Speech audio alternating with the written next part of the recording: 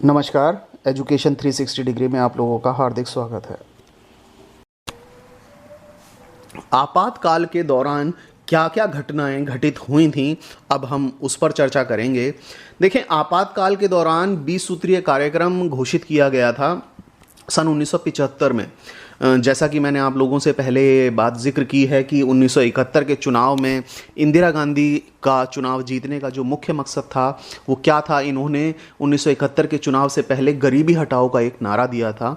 अब गरीबी हटाओ के नारे के कारण देश की जो गरीब जनता थी उसने बहुत सुनहरे सपने देखे थे। उन्हें ऐसा लगने लगा था कि शायद इंदिरा गांधी की सरकार अब चुनाव जीतने के बाद हमारी गरीबी को दूर कर देगी। और उसी दौरान 1975 में जब ये राष्ट्रीय आपातकाल लगाया तब क्योंकि उससे पहले तो सरकार कई पक्षों पर बहुत बुरी तरह से विफल होती चली आ रही थी, लेकिन चूंकि उसने पहले से ये घोषणा की हुई थी तो इसलिए गरीबों के कल्याण के लिए, पिछड़े लोगों के कल्याण के लिए एक 20 सूत्रीय कार्यक्रम घोषित किया आपातकाल के दौरान सन 1975 में। और इस 20 सूत्रीय कार्यक्रम में गरीबों के कल्याण के लिए, कुछ पिछड़े लोगों के कल्याण के लिए कुछ योजनाएं लागू करने के प्रयास किए। इसमें जैसे भूमि सुधार, भूमि का पुनः वितरण करना और साथ ही साथ जो खेतीहर मजदूर थे उनके पारिश्रमिक पर दोबारा से विचार करने की बात इसमें थी। इसके अलावा जो प्रबंधन में कामगारों की जो भागीदारी थी उसे बढ़ाने का प्रयास किया जाए, साथ ही साथ बंधुआ मजदूरी को ख़त्म कर दिया जाए। ये सारे वो मुद्दे थे जो 20 सूत्रीय कार्यक्रम के अंतर्गत शामिल थे और सरकार इन 20 सूत्रीय कार्यक्रमों को उस समय लागू करने का प्रयास कर रही थी। तो लागू करने का प्रयास उस समय ज़रूर कर रही थी, लेकिन एक बहुत बड़ी समस्या उस समय ये आ रही थी कि आपातकाल जब लगा दिया गया, आपातकाल जब घोषित कर दिया गया तो उससे पहले विपक्षी दलों ने कहीं ना कहीं सरकार का विरोध जारी रखा था। और सरकार ने भी ये माना कि जो विकास संबंधी कार्य सरकार करना चाहती है उसमें विपक्षी दल, विरोधी दल कहीं ना कहीं अड़ंगा अड़ा रहे हैं। तो आपातकाल के दौरान 20 सूत्रीय कार्यक्रम को सरकार ने लागू करने के पूरे पूरे प्रयास किए। कोशिश ये की कि 20 सूत्रीय कार्यक्रम को किसी भी प्रकार से, किसी भी तरीके से लागू कर दिया जाए। इस दौरान एक अन्य घटना ये हुई कि जब सरकार विरोधी आंदोलन चल रहे थे, सरकार के विरोध में हड़तालें हो रही थीं, सरकार के विरोध में रैलियां चल रही थीं, तो सरकार ने आपातकाल की घोषणा करने के बाद लगभग 676 बड़े लीडर्स, जिसमें जयप्रकाश नारायण जैसे लोग भी शामिल थे, ऐसे बड़े बड़े लीडर्स को गिरफ्तार किया और आपातकाल के दौरान 676 नेताओं की गिरफ्तारी हुई थी। और सिर्फ ये गिरफ्तारियों का जो सिलसिला था, सिर्फ 676 बड़े नेताओं को गिरफ्तार कर कर ही नहीं थमा था, नहीं रुका था। इसके अलावा शाह आयोग ने ये माना, अपनी जब जांच की थी शाह आयोग ने, तो शाह आयोग ने यह माना था कि निवारक नज़रबंदी जो कानून है उसके तहत आपातकाल के दौरान लगभग 1,11,000 लोगों को गिरफ्तार किया गया था। और ये सब वो लोग थे जो कि सरकार ने अपने आपातकाल के दौरान लोगों को गिरफ्तार किया था। तो इस तरह से ये देखा जा रहा है कि आपातकाल में 1975 के बाद बहुत लार्ज स्केल पर, बहुत बड़े स्तर पर नेताओं की, साथ ही साथ छोटे मोटे जो सरकार विरोधी लोग थे उनकी भी गिरफ्तारियां की गई थीं। और साथ ही साथ सरकार का तो ये भी मानना था कि यदि निवारक नज़रबंदी कानून के तहत लोगों को गिरफ्तार किया जाता है तो वो अदालत में जाकर बंदी प्रत्यक्षीकरण की याचिका दायर नहीं कर सकते हैं। हालांकि उसके बाद कई हाई कोर्ट्स ने भी ये डिसीजन दिया कि नहीं, बंदी प्रत्यक्षीकरण की याचिका पर सुनवाई कोर्ट कर सकता है, न्यायालय कर सकता है यदि उसने अपनी गिरफ्तारी को ही चुनौती दी है, चाहे आपातकाल क्यों ना लगा हो।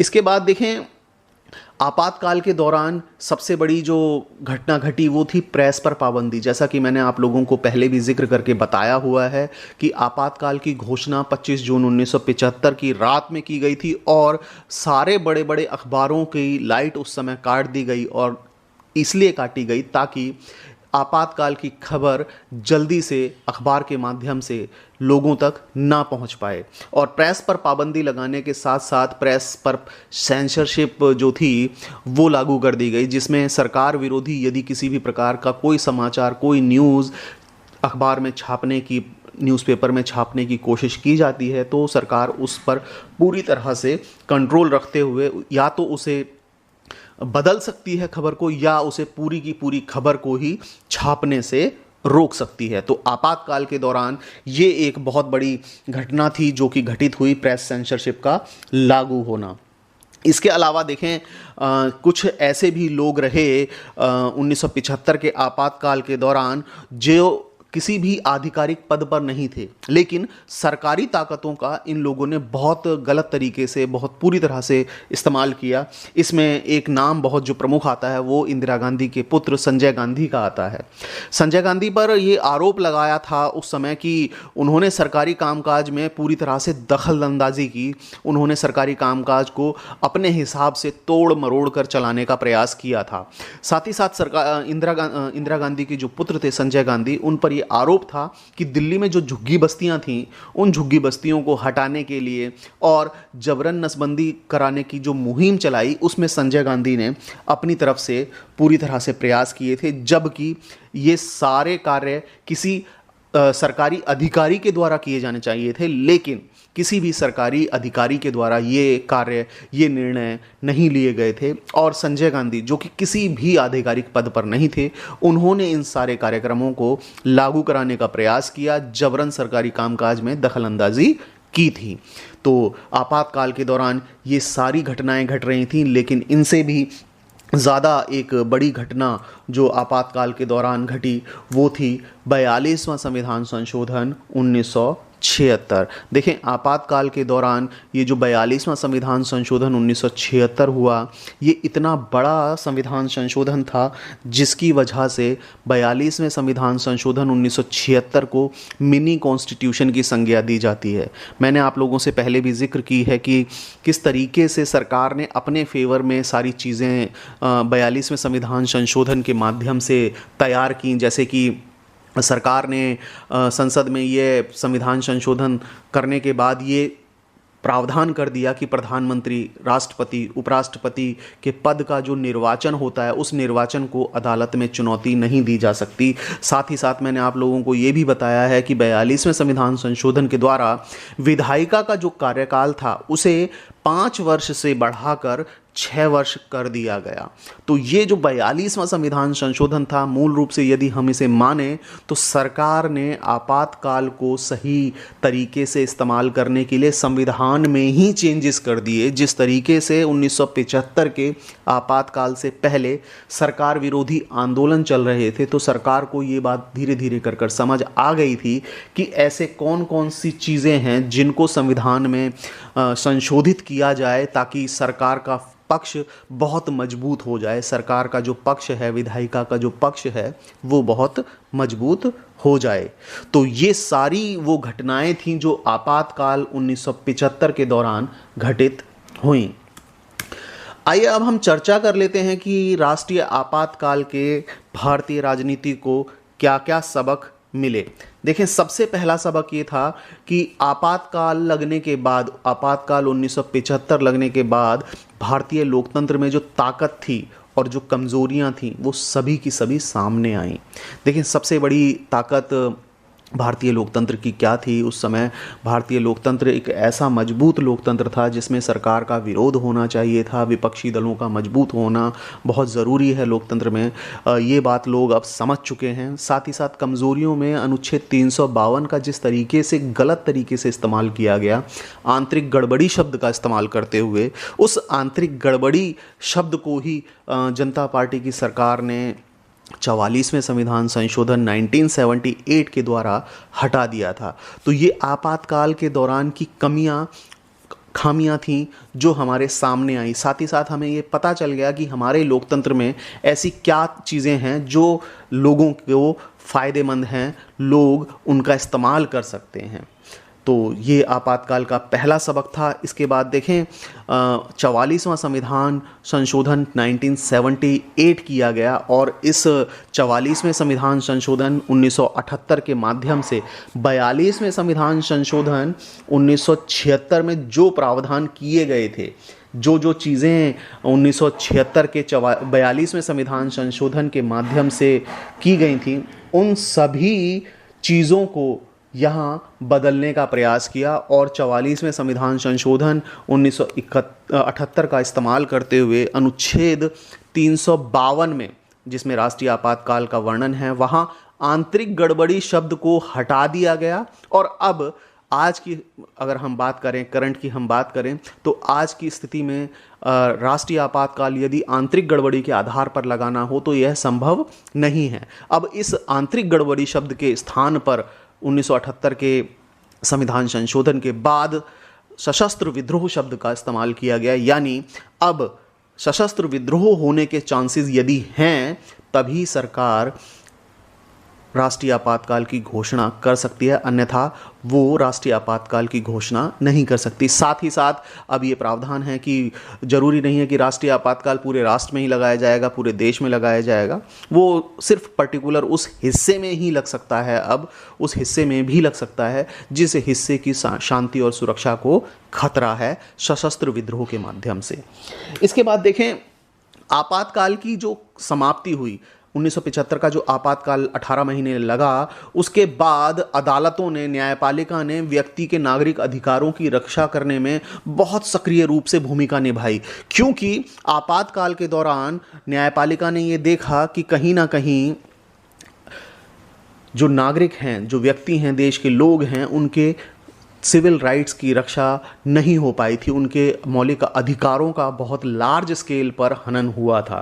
तो आपातकाल की समाप्ति के बाद अब न्यायालय ने, न्यायपालिका ने क्या किया है, व्यक्तियों के जो नागरिक अधिकार हैं उनकी रक्षा करने में, मौलिक अधिकारों की रक्षा करने में बहुत ही सक्रिय भूमिका निभाई है। तो ये आपातकाल से हमें कुछ सबक मिले हैं, जिन सबकों पर हमने काम किया है और अब हमें पता चल गया है कि किस तरीके से भारतीय लोकतंत्र को और ज़्यादा मजबूत किया जा सकता है। इसके अलावा देखें, अब हम चर्चा करते हैं कि आपातकाल के बाद किस तरह की राजनीति ने भारतीय राजनीति में आश्रय लिया। देखें, आपातकाल के बाद लोकसभा के चुनाव 1977 घोषित किए गए। जब आपातकाल 18 महीने का जो आपातकाल था, राष्ट्रीय आपातकाल, उसके समाप्ति के बाद जनवरी 1977 में सरकार ने चुनाव कराने का फैसला लिया और सरकार ने यह माना कि शायद अब वो वक्त आ गया है जिसमें सरकार को नए सिरे से सरकार के चुनाव कराने चाहिए, विधायिका के लिए चुनाव कराए जाने चाहिए। इस 1977 के चुनाव से ठीक पहले देखें, अब यहाँ आप समझिए कि 1975 में सरकार ने बहुत गड़बड़, 1975 के आपातकाल के बाद 18 महीने तक सरकार ने, इंदिरा गांधी की सरकार ने कहीं ना कहीं सत्ता का बहुत बुरी तरह से दुरुपयोग किया, नागरिकों के मौलिक अधिकारों का हनन किया, लार्ज स्केल पर गिरफ्तारियां की गईं। इसके अलावा उनके जो पुत्र थे संजय गांधी, उन्होंने भी 20 सूत्रीय कार्यक्रम के अलावा बहुत सारे ऐसी चीज़ें थीं जो उन्होंने आधिकारिक पद पर ना रहते हुए भी जबरन सरकारी कामकाज में दखलंदाजी दी, जिसकी वजह से लोगों में बहुत रोष का माहौल था। अब जब लोगों में सरकार के खिलाफ रोष का माहौल है तो आप बहुत आसानी से ये समझ पाएंगे कि 1977 के लोकसभा चुनावों में जनता ने सीधे सीधे सरकार के खिलाफ वोट डाला।